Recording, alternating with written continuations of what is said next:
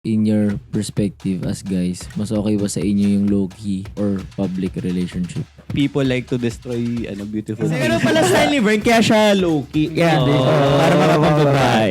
Nakikita mo yung social media, napakaganda ng relationship Perfect nila. relationship. Oo. I-imagine ang lahat ng tao perfect, pero behind the scene, ay, nag-iwalay na sila. Hindi ka na nga nagpo-post ng mga normal days nyo. Pag may mga special occasion ka, hindi mo po ipopost. Tapos mas masarap sa feeling pag hindi ka post, tapos bigla ka pinost. Grabe yung kilik to the bones talaga. Parang delayed gratitude, parang gano'n. Yun. Sorry, I'm not single. I'm not gonna entertain anyone anymore. Grabe. Pag-aawayan pa namin lalo. Kunyari nag-aaway lang kami, lalo namin pag-aawayan yung part na, kunyari ako ipopost pa. Kahit nga ako sa lahat, ayoko talaga yung nag-rant sa social media. Parang instant unfollow yun. Kahit i-profile picture mo pa yan, kung mag-cheat talaga. Maganda yun, maganda yun. Maganda yun. Depende doon sa sarap. Grabe!